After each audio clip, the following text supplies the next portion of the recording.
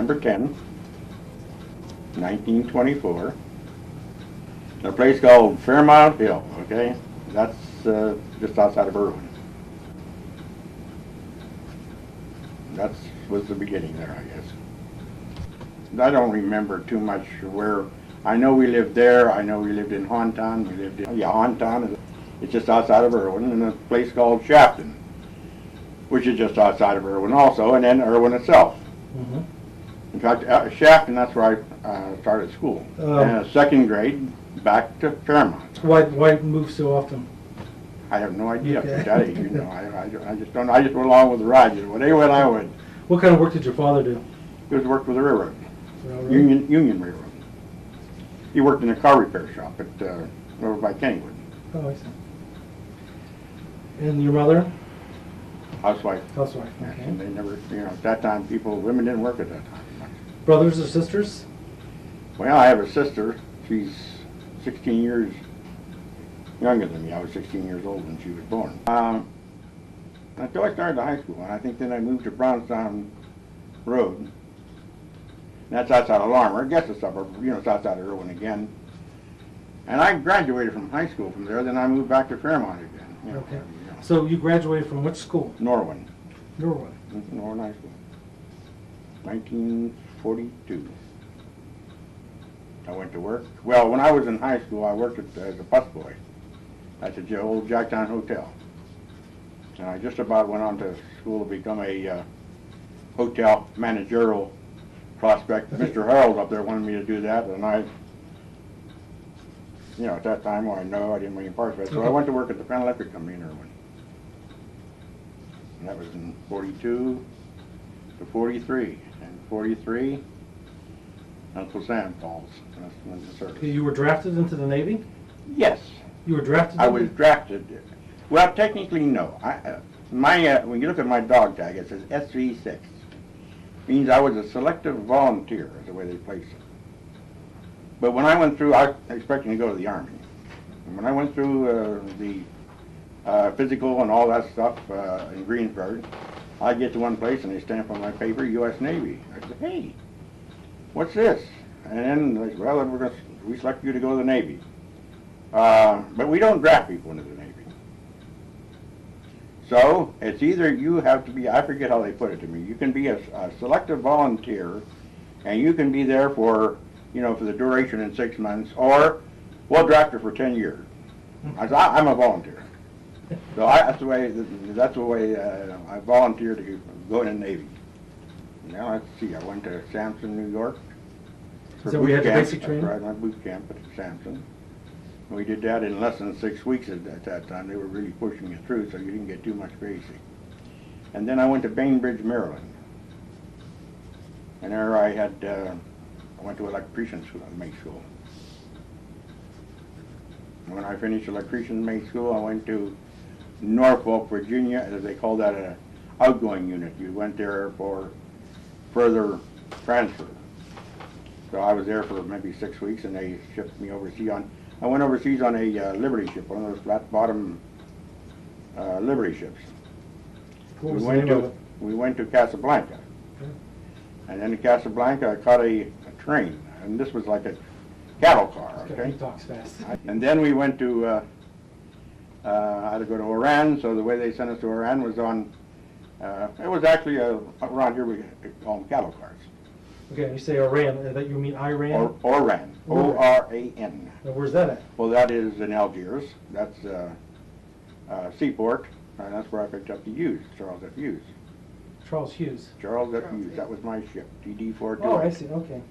That's where I had to meet it, it was over there. But the trip on the railroad was really something that, you didn't get to do all the time, although that there was, we were just full of people, and we took a boxcar, our sleeping bags, our bedrolls, we used 2 bedrolls for 3 people laying down on the ground.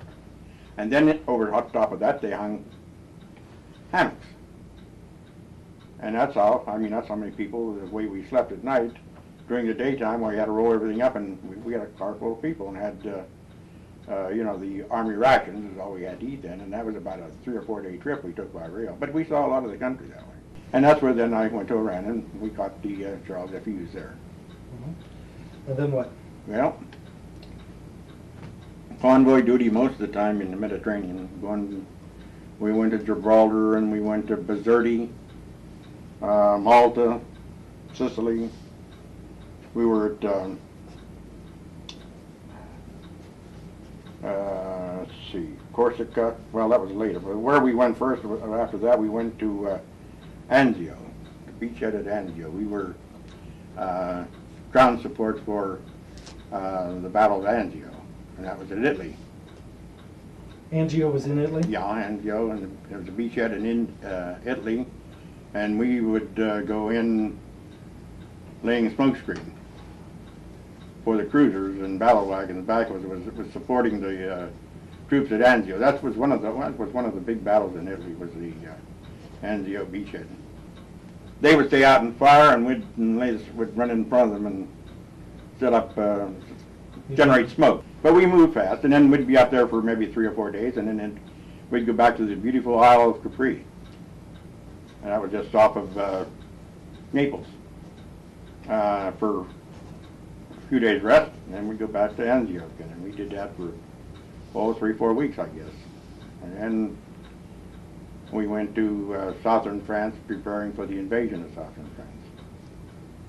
And we were with a whole fleet of ships going in there. And again, that's where one of my interesting things happened there is they had radio-controlled bombs, aircraft. And that early in the war, we had no defense against them. Later, they did come out with a jamming mechanism, but at first, what would happen is the plane would be flying over, and you can see it. It would drop off the plane.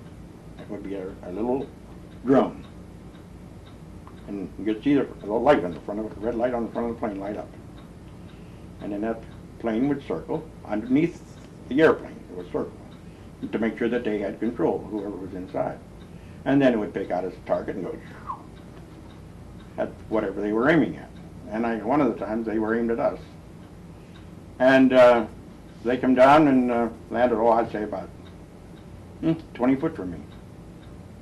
It didn't go off. Never went off. I got soaking wet.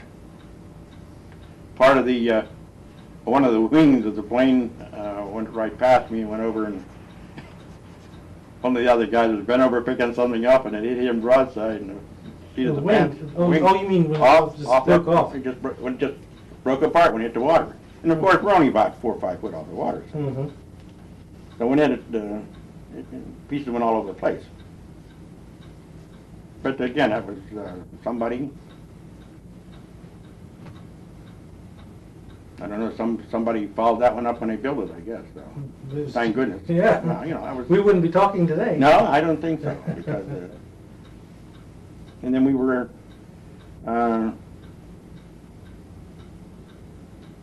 one night we picked up E-boats, and now they are similar to our PT boats, which are German E-boats, and they were trying to get through the defense to sink the troop ships, and we engaged those and sunk 3 of those, 5-inch guns. We had 5-inch guns, 40 millimeter guns, 20 millimeter, and torpedo tubes.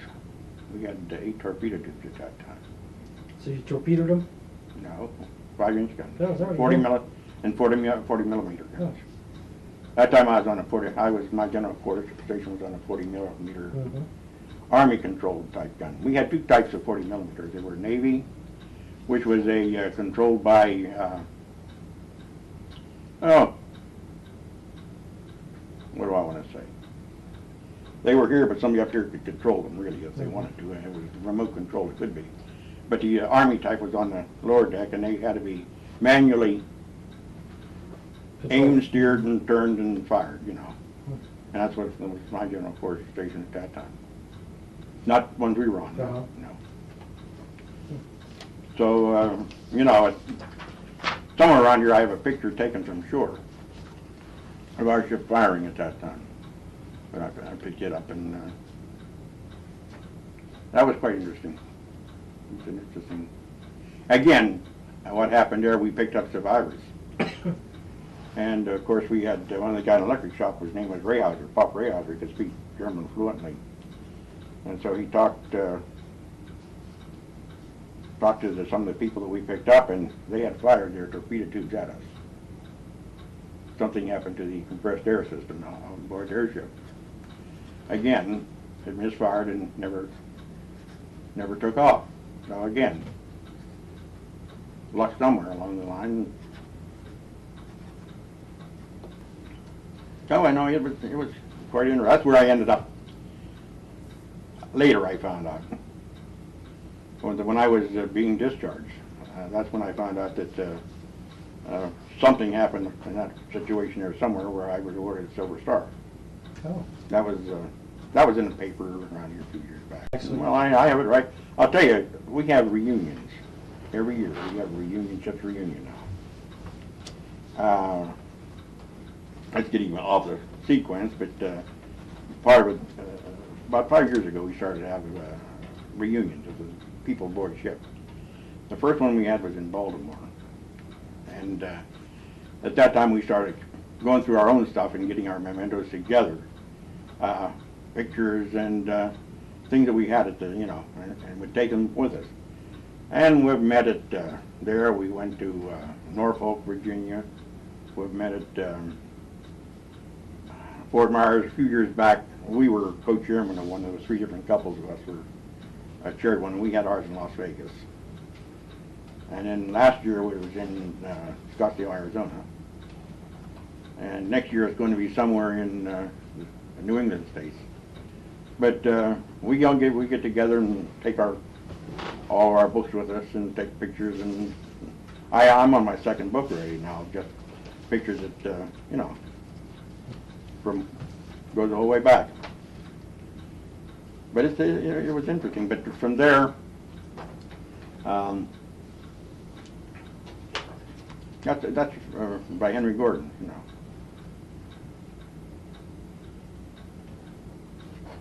We after that, then we cleaned up more or less, and we did some support shelling down on the Italian-French border, and that's where they had.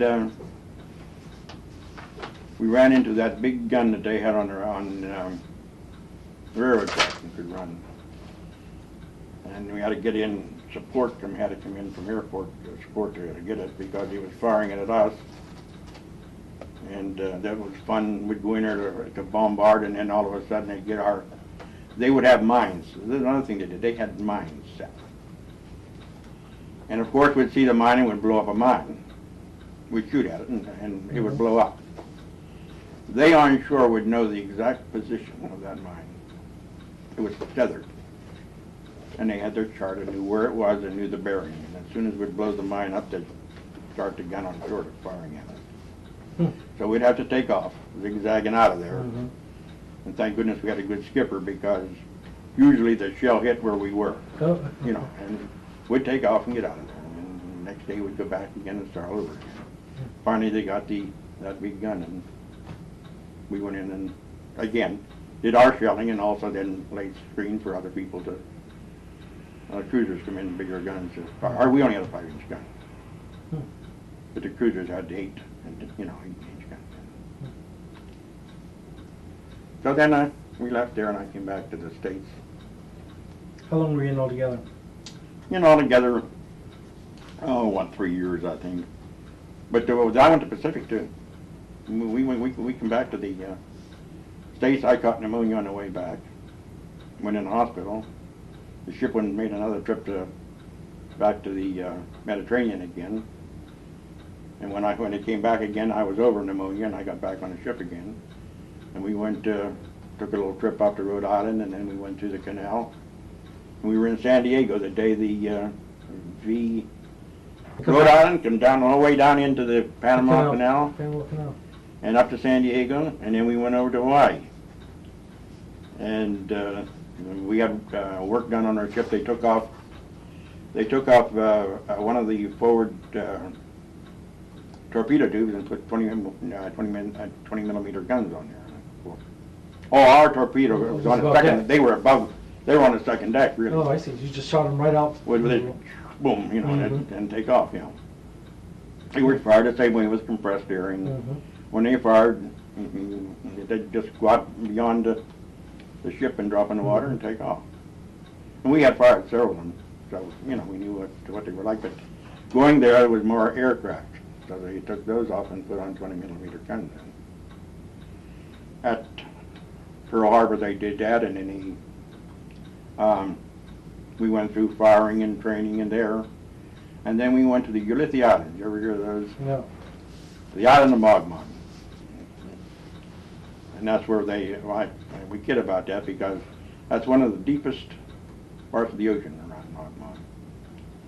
And that's where we had our liberty and aboard on an island that just palm trees, and we couldn't touch the palm trees because that's where the officers, they owned those palm trees. And the enlisted men couldn't get around the palm trees. We used to kid about that. But then we went from there, we went to Wake. I was what was the place where they raised their flag? Iwo Jima. Iwo Jima, we were at Iwo Jima. Not during the battle then, we were in there later. But then we went to the Philippines, and then we went on to Japan. We were in Tokyo Bay the day the peace was signed. Tokyo Bay the day that the peace was signed. We were, in fact, there are pictures that shows us, you can see our ship off the Missouri. The peace was signed on the battleship Missouri. And you can see from some of the pictures that we've seen, it's there.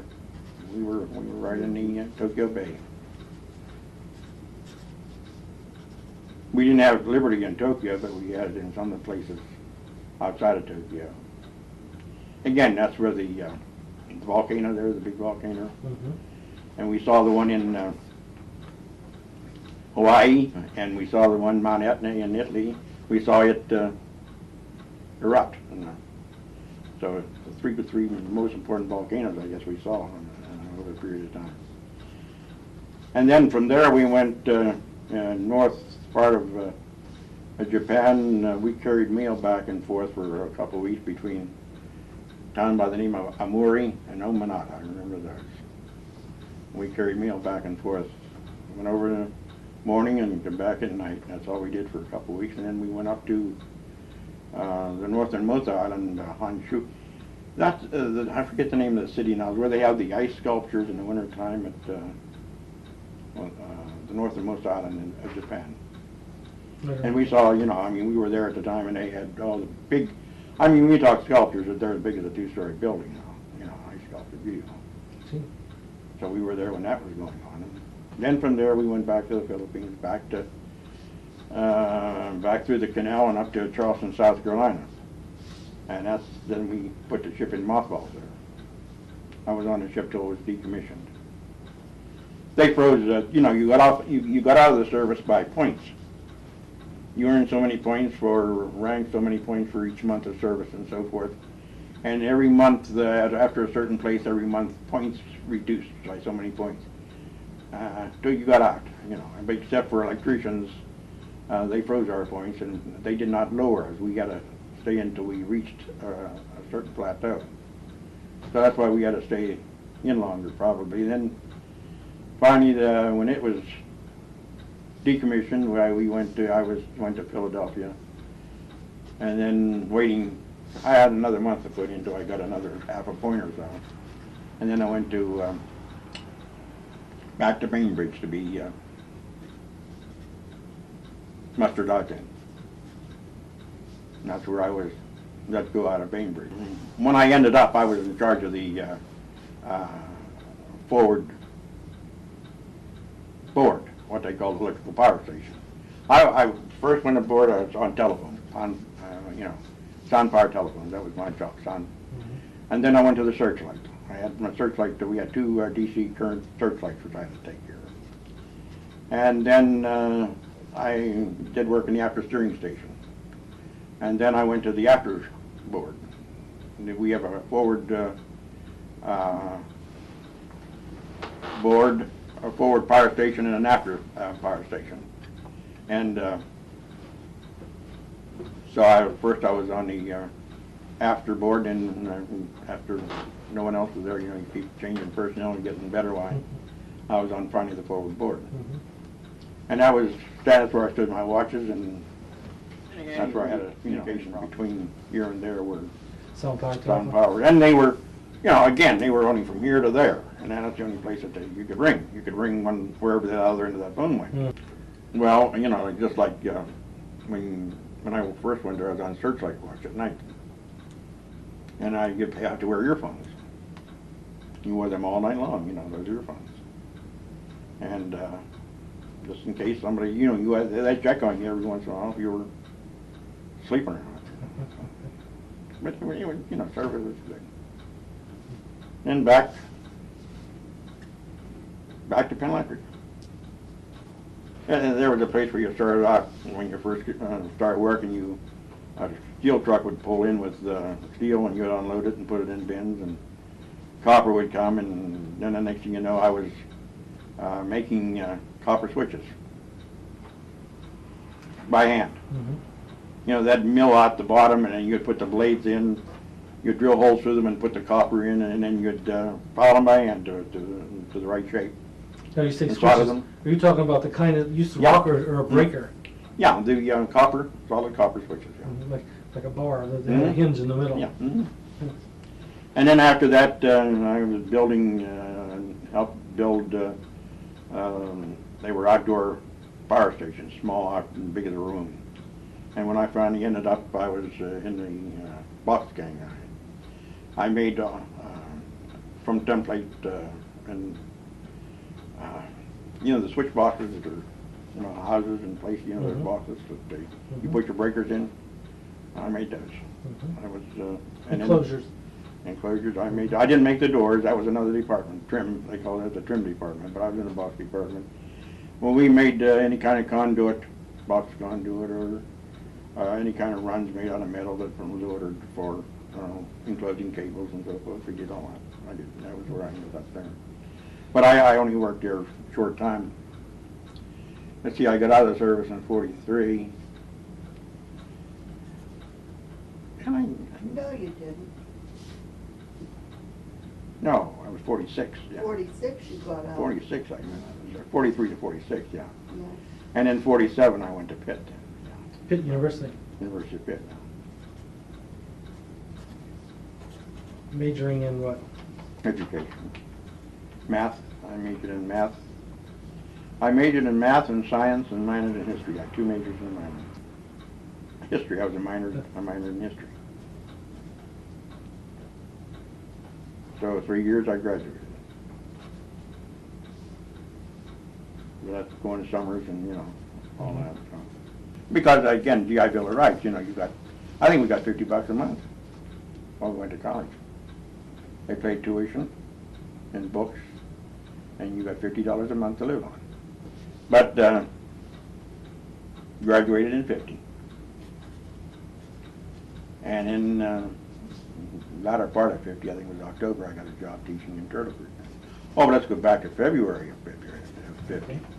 Because that was important. In February, I got married. No, that's when you met your wife. In fact, you know, No, not met. back to about 1926, huh?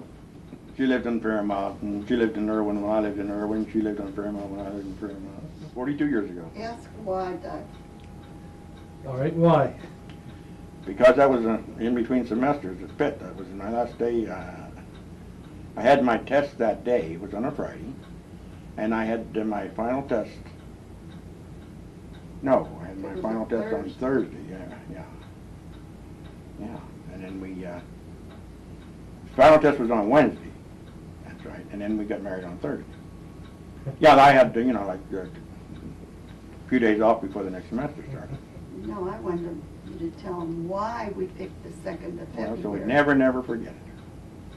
He's reminded it's Groundhog's Day. Groundhog's Day, I'll never forget it. So I never have an excuse to say, well, I don't remember.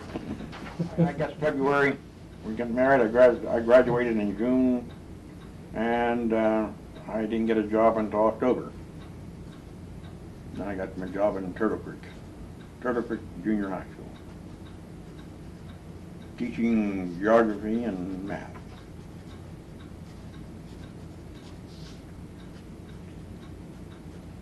And then I had taught science there for a while too. I taught there, what, about 3 years, something like that, and then went to the senior high, 10, 11 years at the senior high school. Wow. I had 14 years in Turtleford. So about 10 years, I guess, I taught at the senior high school, and I taught all the math courses. I was 3 math teachers, but I taught the plane geometry, solid geometry, and trig, calculus, general math, and I taught history. So at the senior high school. So. And in 1964, I came over here, assistant principal at the old Connellsville High School. That was before the merger. That's when that was a joint. That was the Connellsville joint high school at that, junior high school at that time. That's when I was assistant principal, and Frank Batista was the principal. And then Dr. Schmodik was the superintendent at that time.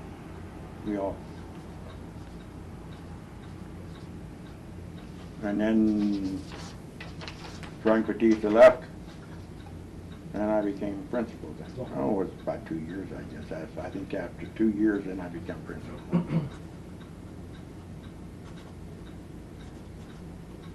And then we also moved up to the current junior high east. And I think I was probably 10 years at that.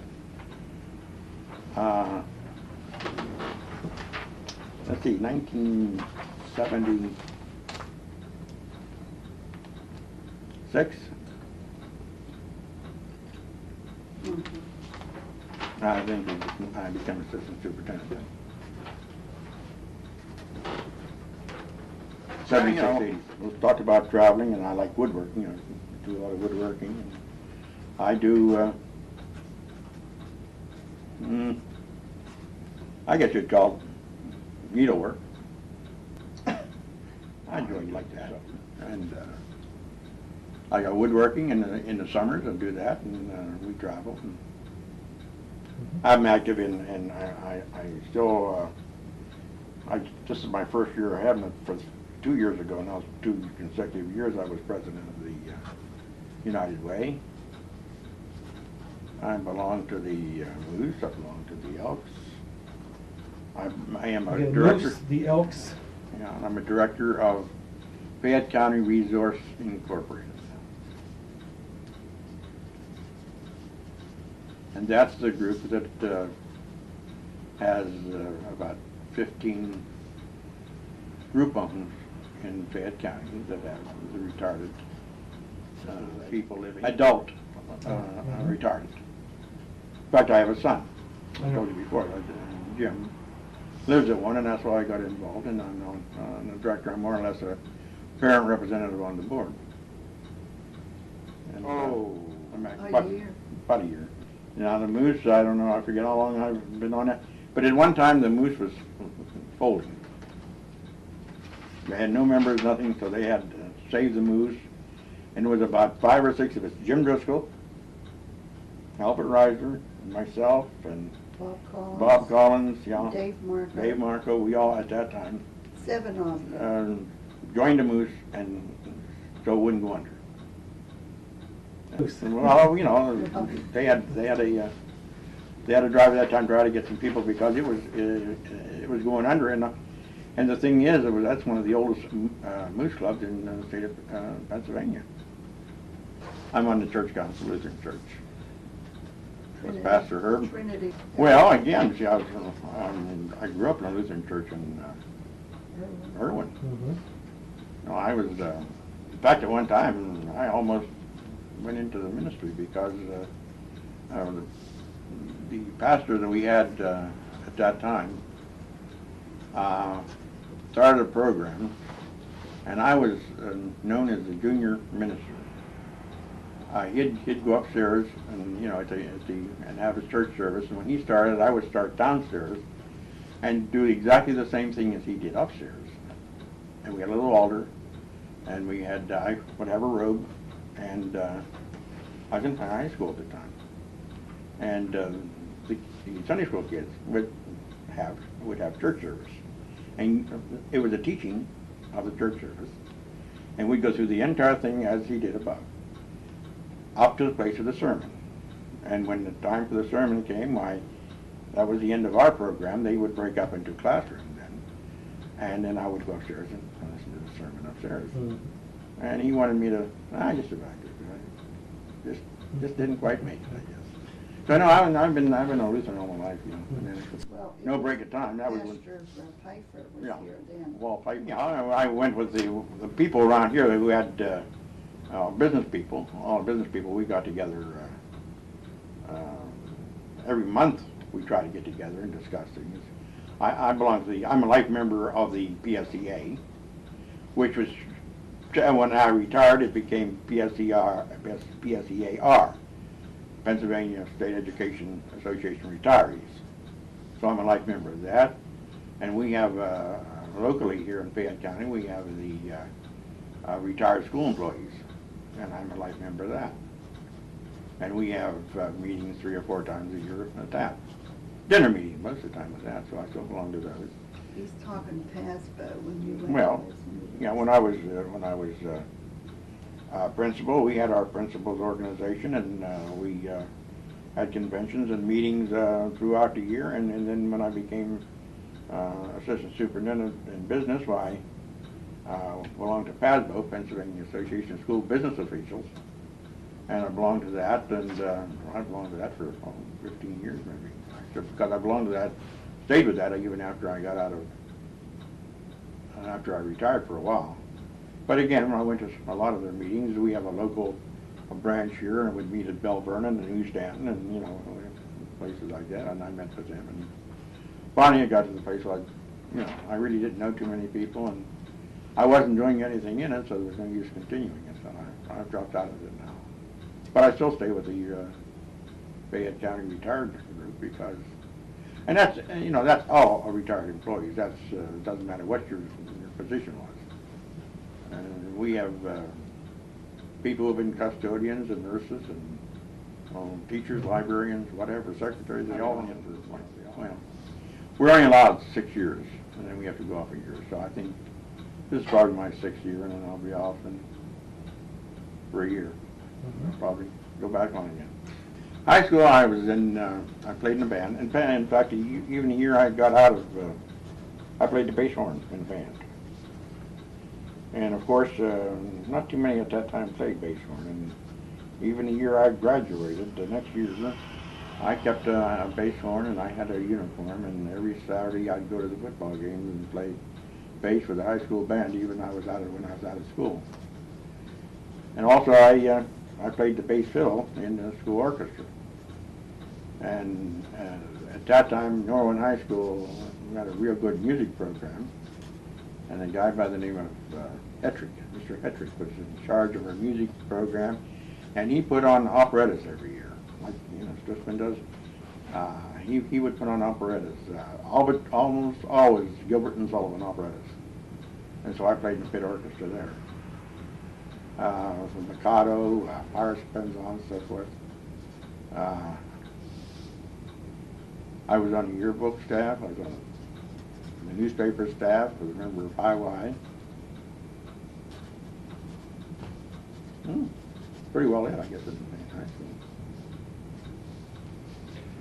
College, no. I didn't get involved in college. They asked me to come out to the band, and I just didn't have the time because I wanted to, after being in service and realizing the importance of an education, I said I want to devote my time to my studies, and that's what I did. I commuted from Irwin to Pittsburgh, every day. So I just stuck pretty well to. Oh, that's easy. I kept always wanting to say, what kind of a girl would I want to marry? And I always describe her. I said, well, gee whiz. There she is, Why describe her?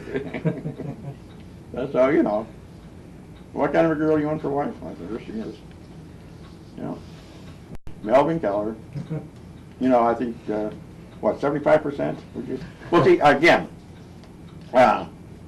Melvin also got me started in missing one, Oddfellows. Oddfellows, I Yeah. guess you were in there also. So yeah, I'm an odd fellow. I passed Noble Ground in Oddfellows, and then also the Chief Patriarch, which is the next organization up. I'm a past Chief Patriarch in that organization too. All Melvin Kellers, again, same. And of course, Melvin got me in Rotary, and I try to remember what year, and I think it was. I'm not sure, but I think it's 76, I think. I was a principal at the time. You were principal, yeah. And I think he wanted me to get in earlier, and of course, not being assistant principal, I didn't feel I should. But when I'm principal, then I think then I gave up that one Yeah, that lunch. would have been 76. So I think it. No, it's before that, isn't it? It was before 66. that. You were Probably assistant 66. superintendent in 76, so it had to That'd be. be 66, yeah. It had to be about 68 or 67, 70, mhm. something like that. Somewhere in there. But yeah, that's again, that's one date I really don't know. I know it was when I was when I came over here. I was assistant principal of junior high. That was the joint junior high at that time, in joint high school, but that was a joint. But Frank Batista was the principal. Right. You know, and that was down here on Fairview Avenue. Cameron Building was part of the junior high, and also was an elementary, half elementary. And then about 2 years later, we had the merger then. 66. 66, we had the merger, and I think I was principal. And then we moved up to the Bob McLucky. They moved down to the new high school, and then we moved up to the old junior high. In fact, when I started here, Bill Doley was the principal, and Bob was an assistant. And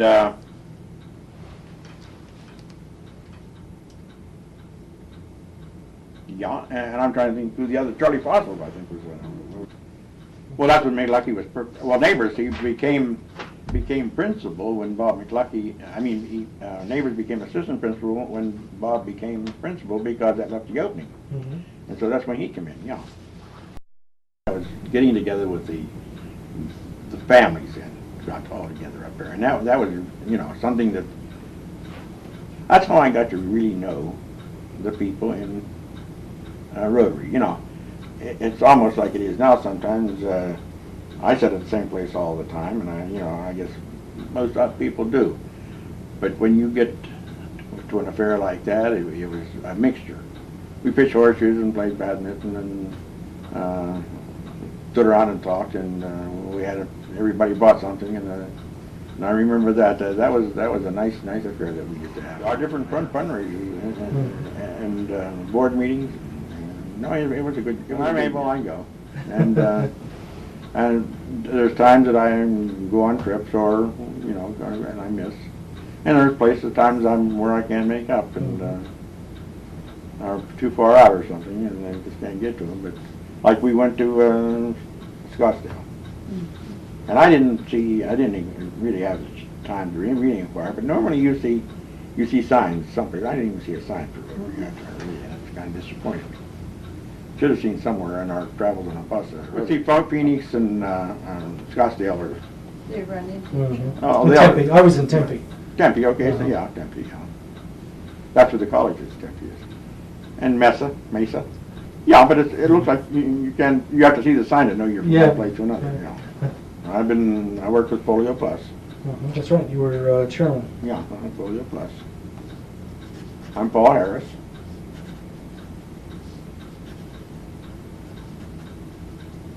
Now that to me is one of the. If you want to know what I think of Rotary itself all over, I think that's one of the greatest things that they've ever done, or any organization anywhere has ever got involved with. Is the Polio Plus campaign and doing what they are doing in that particular area. Because There's one reason right here, Doug. You know, my wife had polio. Mm-hmm. So, you know, that's, when that came, I couldn't shy away from that one because couldn't I believe resist in it. it. I believe in so much in it. And really, you know, so many of the kids suffer so much in that, the young ones.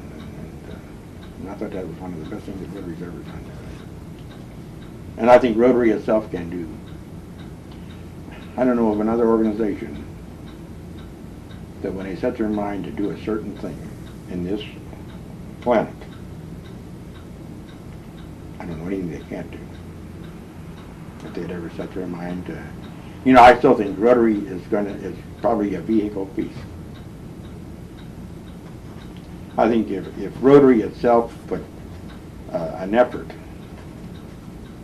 between, you know, worldwide situation we have, I think Rotary itself could be an instrument of peace throughout our world and make it stick. Because I don't care where you go, you have Rotary.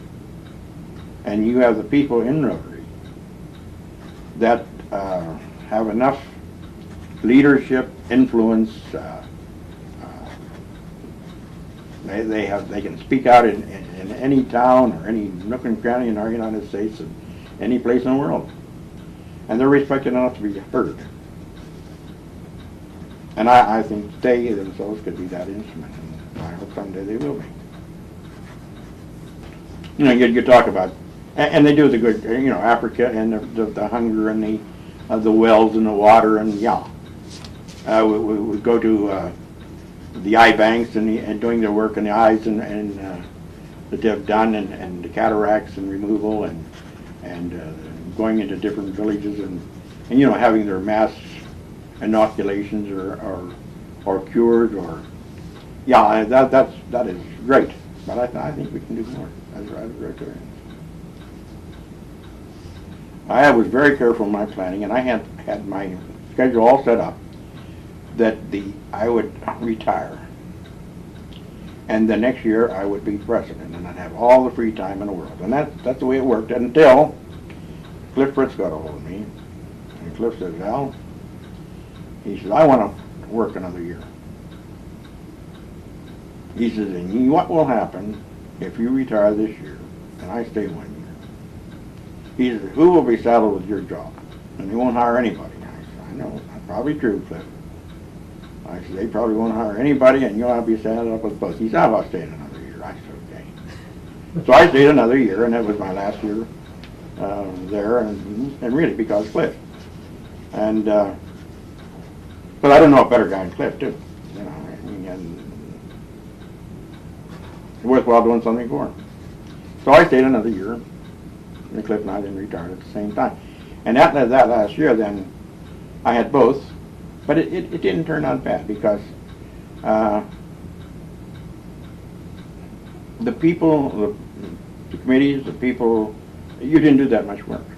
Really, you worry and you're concerned and you go, every time you go to a meeting you say, "Gee, is this going right? Who's this?" and all that.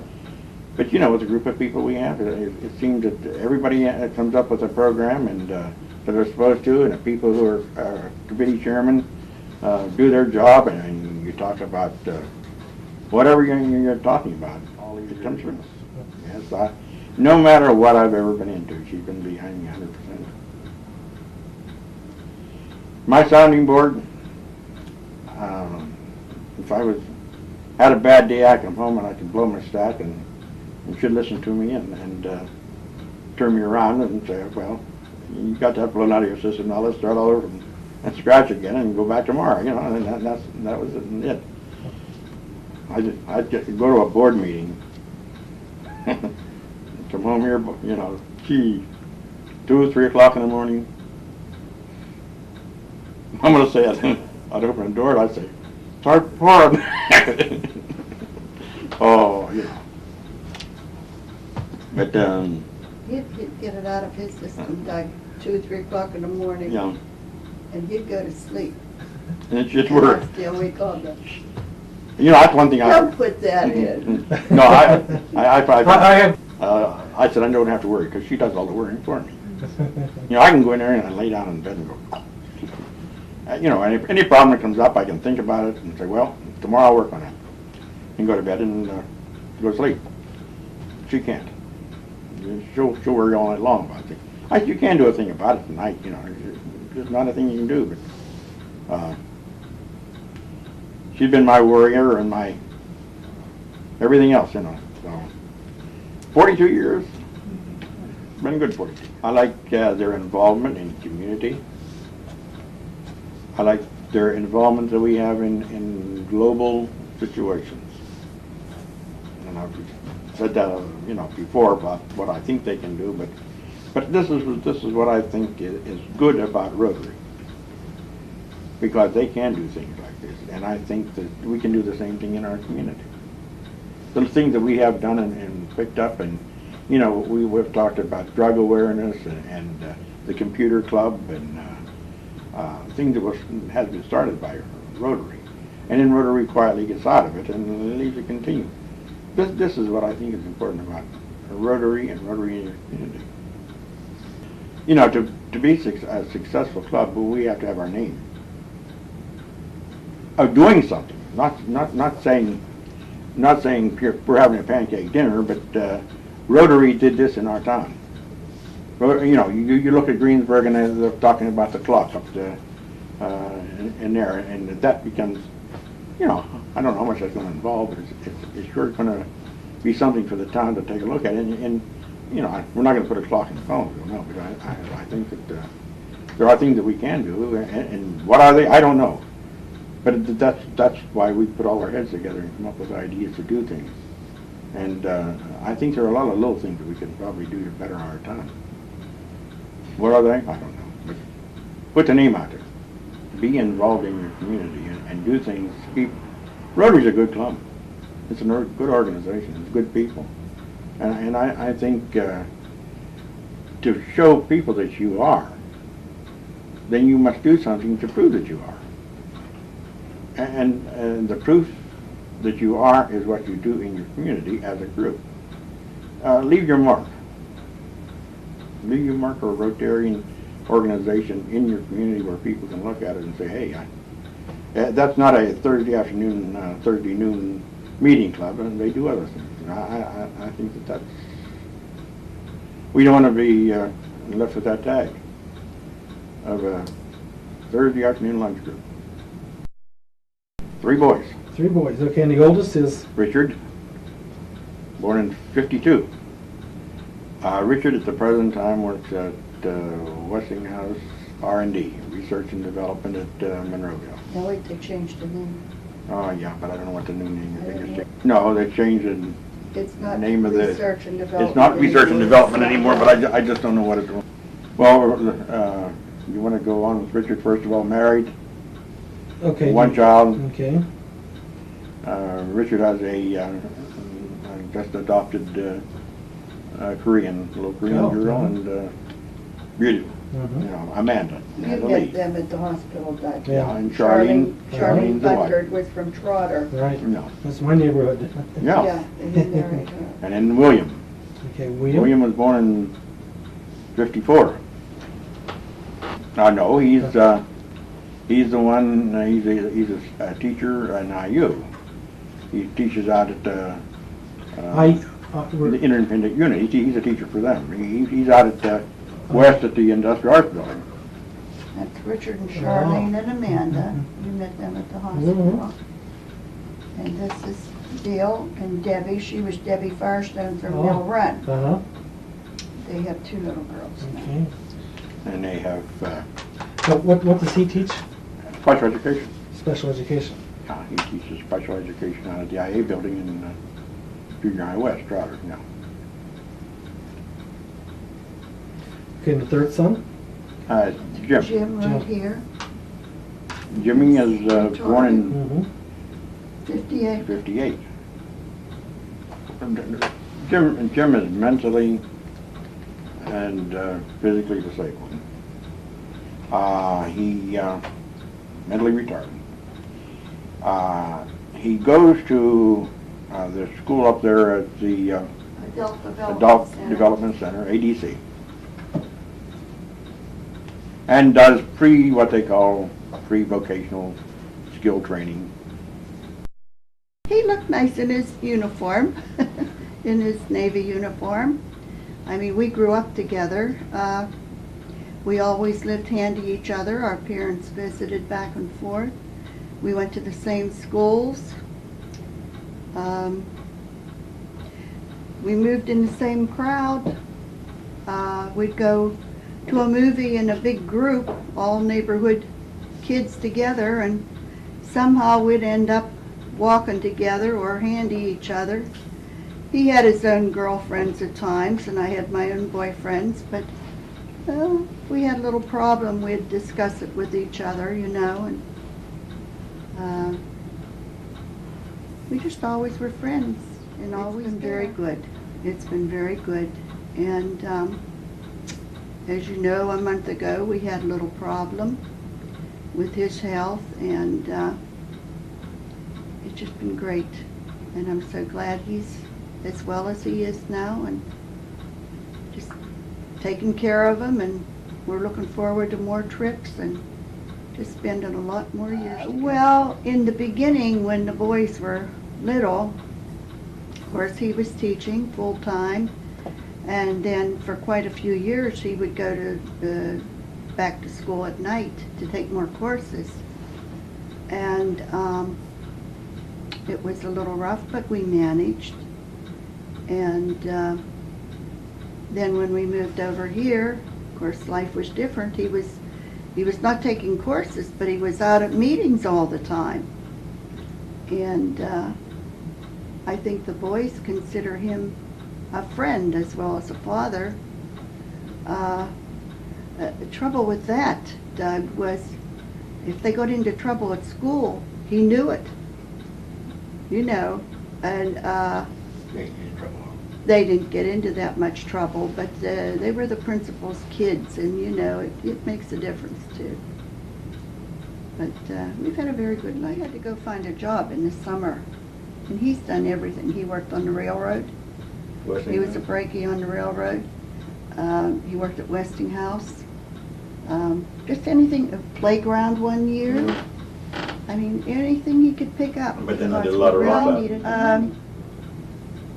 When I got out of high school, I went to a business school in Pittsburgh, and then I worked for the Aluminum Company of America for about 18 months. And then my mother became very ill and had to have very serious surgery, and I quit. This was during the war when you weren't allowed. We were kind of drafted to our jobs too, if you were doing something. And I was involved in some things. But when she was well enough then for me to not be with her all the time, I went to work at Westinghouse, because that's where all the families went. And if you lived in Irwin, you went to Westinghouse. And I worked there. Payroll, made up payroll, paid 4,500 people every week. I worked on the hourly employees in this one division, and there again, you weren't allowed to quit there and go somewhere else. You were stuck in that job, you know. And then after we were married, at that time, married women were not allowed to work in Westinghouse. You talk about discrimination and so forth. She was fired. If you were married, a married woman, you did not work at Westinghouse at that time. I gave you your numbers. So what they did, they transferred me to a non-union plant in East Liberty, and there I was timekeeper, which also went in with my payroll experience to a certain extent. And I worked there for about a year and a half in that non-union. Yeah, I worked there till Richard was on the way. And that was a clearance job. She still don't know what she did there. But No, I had Army and Navy clearance. And, they did some sort of, you know. Yeah, I still don't know what they did. I think it was something to do with the kind of a bomb site. But I don't know, you know. I had access to the whole building. I had to. but I don't know what they were doing. Then you come over here and you worked at, Oh yeah, well then I had my family, and when we moved to Connellsville, we were here about a year, and Jim, that's our youngest boy that's retarded, we were told from the time he was about 2 years old that we should get on a list for a state hospital because we would not be able to handle him in later years. And we were on the list for about 4 years. He was to go to Connellsville. Well, the waiting list was that long, and his name still wasn't coming up. So anyway, we got a call one day. It was an opening in Evansburg, and they had opened a new building up, and if we would transfer the application, they would take him, because at this time my health was just shot. And so then we did, and he was up there then. Well, Dr. Norton had been doctoring me and doctoring Jim, and he told him, he said, you get her out of the house, because now Jim was gone. So at the time, they needed somebody up at the Fayette campus. Hugh, Barkley? yeah, he had wanted someone in Connellsville to act as secretary. And Frank Ellis was the postmaster here in town. He was chairman for Connellsville. And I didn't know Frank, although he went to our church, but we were new in town. So anyway, somehow they got my name and asked me if I would consider working, and so I said yes. And so then I worked for Frank. He raised the money in Connellsville. I took care of it and wrote everything up and took care of it. Well, then Mr. Barkley asked me if I would continue on up at Uniontown, which I did. I was up there, what, about 3 years on that fund drive? 2.5 to 3 years. And then they broke ground for the new building, and he asked me if I would become a full-time employee. At this time, I was working part-time. I was a part-time employee, but I was working full-time. So anyway, then I said no, I didn't want a full-time job. So I didn't go. And I was home about a year, adjusting again, and Jim Driscoll called me one day, and he said they needed someone down there, and would I care to go down there? And he said, drop in and see him. So I did, and I worked there about 9 years. They sold the paper, and I still stayed on, but then it wasn't the same. I was there about 9 years. So now I'm retired. But then by the time he was 4 years older and getting bigger and bouncing off the walls up in the Heights, we lived in the Heights, didn't sleep. He'd get maybe 45 minutes to an hour's sleep and be up ramming all night long. Nobody got any sleep, you know. And it wore us all down. The tough decision was before that, before we moved to Connellsville, whenever we had all this counseling and we could see what was happening, and we had to sign the papers. And we worked on it together, and in fact, when we dropped the envelope into the mail chute, we both had a hold of it and we both dropped it together.